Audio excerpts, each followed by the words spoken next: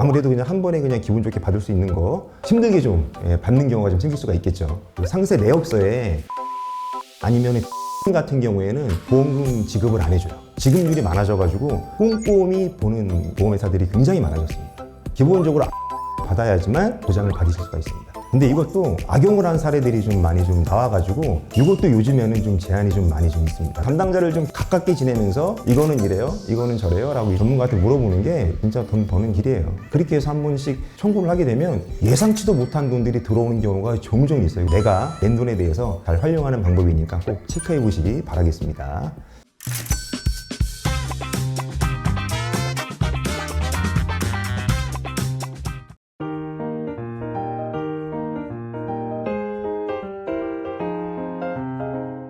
안녕하세요. 스마트한보험의 박종태 지점장입니다. 최근에 날씨도 좀 추워지고 해서 그런가 이제 보험금 청구권들이 좀 많이 들어오는데 공통된 것들이 있잖아요. 그런 것들 중에서 고객님들이 좀 알고 진행을 하시면 도움될 만한 내용들 몇 가지를 좀 말씀을 드리도록 하겠습니다. 기본적으로 이제 실손의료비 같은 경우에는 포괄적으로 이제 보장을 해주기 때문에 웬만한 것들은 전부 다 보장이 되는데 안 되는 것들이 몇 가지가 있어요. 그리고 또 주위에서 또 보험금 청구를 하셔야 되고 그냥 청구를 하시게 되면 이게 받을 수도 있는 건데도 불구하고 한 번 더 반려가 되잖아요. 그러면은 다시 청구를 했을 때 한 번 더 좀 심사가 좀 이루어지는 경우가 있습니다. 그렇게 되면 아무래도 그냥 한 번에 그냥 기분 좋게 받을 수 있는 거 힘들게 좀 받는 경우가 좀 생길 수가 있겠죠. 실비라고 다 청구한다고 다 받을 수 있는 건 또 아니고. 그렇죠. 심사를 통해서 진행이 됩니다. 그래서 제일 많이 좀 들어오는 것 중에 하나가 요즘에 이제 날씨가 추워지고 감기에 걸리시는 분들이 많다 보니까 수액을 맞아서 보험 청구하시는 분들도 되게 많으시고요. 그 다음에 독감과 감기 때문에 병원에 갔다 오셔가지고 검진을 받는 분들도 많이 계세요. 그 다음에 자녀분들 요즘에는 이제 발달 지원으로 치료 또 받는 분들도 굉장히 좀 많으시잖아요. 그 다음에 출산하자마자 이제 목이 이렇게 기울어가지고 치료를 받는 경우가 있는데 그런 사경 진단 받는 것도 그렇고 그 다음에 또 날씨가 좀 추워지다 보니까 아토피 같은 것들이 좀 많이 일어나잖아요. 그래서 보습 치료 목적으로다가 크림을 처방을 받는데 그런 것들에 대해서 좀 한번 짚고 넘어가 보는 시간 가지려고 합니다. 첫 번째로 수액 같은 경우에는 예전에는 수액을 맞고 보험 청구를 했을 경우에는 거진 다 나왔었어요. 근데 그 몇 년 전서부터 굉장히 많은 분들이 병원에 가서 좀 몸이 아프다라는 이유로 수액을 그냥 청구를 하다 보니까 보험사에서는 위험률이 굉장히 커져가지고 이런 것들을 이제 지금 제한을 하기 시작했습니다. 그래서 수액을 맞게 되면 상세 내역서를 보통 이제 띄워가지고 와야 되는데 그 상세 내역서에 아미노산이나 아니면 비타민 같은 경우에는 보험금 지급을 안 해줘요. 그 안에 헤어리라는 내용이 들어가 있어야지만 그거에 대해서 보장을 해줍니다. 그래서 수액 관련해서는 무조건 전부 다 보장이 되는 건 아니다 그렇게 생각을 하시고 진짜 별로 몸이 안 아프신데 그냥 막 이제 맞는 분들이 계시거든요. 보험금 청구를 하게 되면 이제 나오실 줄 알고 담당자가 통화를 한번 해보신 다음에 병원에 내원을 하셔서 수액을 맞으시면 도움이 좀 되실 것 같습니다.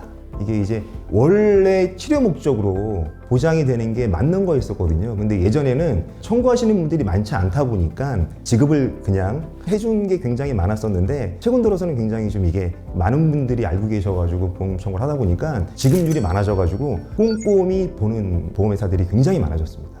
상세 진료비 내역서가 다 들어가야 돼요. 근데 이런 경우도 있잖아요. 보험회사에 제출할 영수증을 끊어주세요라고 그쵸? 병원에 얘기를 했을 때 예. 영수증일까요? 아니면 상세진료 내역을 뽑아드려야 되나라고 하시는데 두 가지 중에서 보통 그럼 어떤 거를 보통 일반적으로 한 번 더 내원하시기가 귀찮으시잖아요. 그죠? 한 번 받으실 때 두 개를 같이 받는 게 가장 좋아요. 그래서 보험 청구를 할 때 필요한 서류라고 하면 기본적으로 들어가는 것들이 있는데요. 진료비 내역서, 그 다음에 진료비 상세 내역서, 어떤 진단을 받았다 아니면 수술을 했다라고 그러면 진단서, 입원을 했다라고 그러면 입원 확인서까지 그렇게 준비를 해주시는 게 제일 좋습니다. 안 그러면 또 내원을 하셔야 되니까 좀 번거로운 게 있죠. 두 번째 이제 발달 지원 때문에 이제 치료받는 자녀분들이 한 몇 년 전서부터 이제 많이 좀 나오고 있어요. 일단은 발달 지원으로다가 실비에서 보장을 받기 위해서는 코드가 F 코드가 있고 이제 R 코드가 있거든요. 기본적으로 R 코드를 받아야지만 보장을 받으실 수가 있습니다. 보통 이제 F 코드 같은 경우에는 R 코드보다는 중한 내용이라고 생각을 해가지고 정신적 질환 쪽으로 이제 들어가기 때문에 이제 R 코드가 아니면 실질적으로 이제 보장이 받기 좀 어렵고요. 최근 들어서는 이제 그 발달 지원으로다가 학원처럼 운영하는 곳이 좀 있어요. 근데 예전에는 그런 것들을 보험금 청구를 하게 되면은 나오는 게 좀 일반적이었었는데 최근 들어서는 또 그것 때문에도 말들이 굉장히 많아서 전문의가 직접적으로 치료한다라는 내용이 들어가야지만 이제 보장이 됩니다. 언어가 늦는다 아니면은 뭐 이제 기타 다른 발달이 좀 지연이 된 것 같다라고 해서 이제 뭐 일반 그냥 병원이 아닌 쪽에서 치료를 받게 되면 보험금 지급이 안 되는 경우가 많이 있습니다. 그런 부분들도 담당자랑 체크를 하신 다음에 내용을 해주시면 도움이 되실 것 같습니다. 그러면 발달 지원 같은 경우는 태아보험에서는 안 되는 거예요? 발달 지연도 태아보험에서 되긴 하죠. 근데 R코드여야지만 돼요. F코드로 받는 경우도 있어요. 근데 그런 경우에는 보통 진단비로 설정이 돼서 나오는 경우가 있는데 실비에서 보장을 받기 위해서는 F코드가 아닌 R코드로 진단을 받으셔야 됩니다. 고객님이 원한다고 해서 코드가 이제 나오는 부분은 아니지만 그래도 알고 계시면 좀 도움이 좀 되시죠. 이게 이제 질병 코드입니다. 그래서 병원에서는 보통 이제 질병 코드로다가 질병명을 명칭을 하기 때문에 진단을 내릴 때는 전부 다 질병 코드로다가 진단을 내리게끔 돼 있어요. 그리고 이제 보습제 치료 같은 경우에도 지금도 보장이 되고 있는 내용이긴 하지만 과거에 아토피 때문에 병원에 내원을 해서 보습제 치료를 받아서 이제 치료를 받으신 분들이 좀 많잖아요. 그죠? 근데 이것도 악용을 한 사례들이 좀 많이 좀 나와가지고 이것도 요즘에는 좀 제한이 좀 많이 좀 있습니다. 하루에 하나 전문의가 처방을 해준 내용이 들어가 있어야지만 이제 보장이 됩니다. 그래서 예전에는 병원에 오늘 갔다가 뭐 다음 주에 간다라고 그러면 하나 가지고 사용하기가 좀 어렵잖아요. 그래서 몇 개를 처방을 받아서 이제 사용을 했었는데 지금은 그게 이제 불가능합니다. 아무래도 그게 좀 문제가 돼서 최근에 네, 맞습니다. 네, 올려서 판 사례가 생겨가지고 그것 때문에 문제가 됐었던 적이 있었죠. 독감과 감기 때문에 최근 들어서는 이제 많이 내원을 하시잖아요. 여름에도 감기 때문에 뭐 내원하시는 분들이 많기는 하지만 냉방병 때문에 독감이랑 감기가 엄연히 좀 다른 거는 알고 계시잖아요. 근데 독감이 걸린 것 같다, 감기 증상이 있어가지고 병원에 가서 독감 검사를 하는 경우가 있어요. 근데 독감 검사는 말 그대로 내가 예방 차원에서 확인을 하려고 검사를 하는 거기 때문에 독감 검사 비용은 따로 지급이 되진 않습니다. 그럼 만약에 독감 검사를 했는데 독감이 나왔어요. 그런 경우에는 해당이 되죠. 아니면 내가 지금 열이 좀 많이 나서 선생님이 독감인 것 같은데요? 라는 얘기가 나와서 만약에 독감 검사를 하게 되면 청구의 여지가 있어요. 이런 것들을 고객님들이 이제 잘 알아서 챙기시는 분들도 계시긴 하겠지만 모르시는 분들이 대부분일 거 아니에요. 그죠? 그래서 담당자가 중요하다고 제가 계속 말씀을 드리는 겁니다. 결론은 자꾸만 그 얘기인데, 그래서 좀 담당자를 좀 괴롭히는 게 뭐 이제 다른 식으로 괴롭히라는 얘기가 아니고요. 가깝게 지내면서 이거는 이래요, 이거는 저래요 라고 전문가한테 물어보는 게 진짜 돈 버는 길이에요.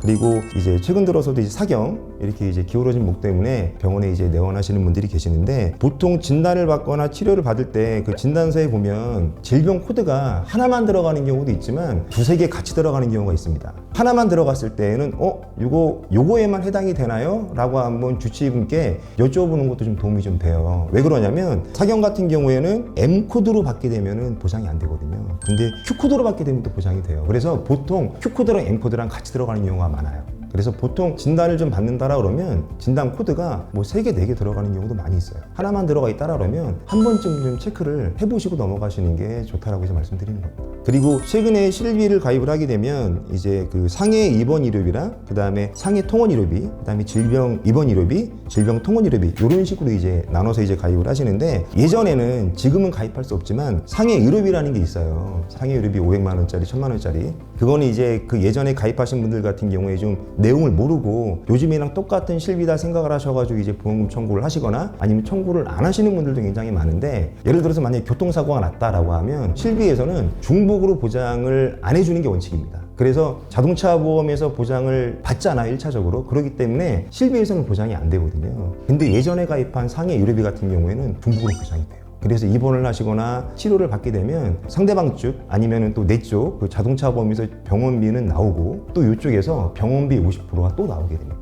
내가 지금 어떤 거를 가입을 하고 있는지, 예전에 가입을 했다라 그러면 근데 그게 또 아예 또 안 들어가 있는 분들도 계세요. 그런 것들은 중간중간에 내가 좀 피땀 흘려서 번 돈으로 이제 보험료를 내시는 거니까 중간에 한 번씩 한번 좀 이렇게 점검을 해보시면 도움이 좀 굉장히 좀 많이 되시죠. 굉장히 좋은 보험 같은 경우에는요, 옛날 실비 같은 경우에도 갱신이 되거든요. 갱신이 되면서 보험료가 굉장히 많이 오릅니다. 그래서 언젠가는 바꿔주셔야 되는데 그 전에 이걸 어떻게 잘 활용을 할까, 그 다음에 보장받을 일이 있었는데 보장을 못 받으신 분들도 계시잖아요. 그러니까 그런 분들은 한번 점검을 받으셔가지고 내가 그럼 과거에 이런 일이 있었는데 이거는 보험금 청구되는 거 아니에요? 그렇게 해서 한 번씩 청구를 하게 되면 예상치도 못한 돈들이 들어오는 경우가 종종 있어요. 그럼 굉장히 좋아하십니다.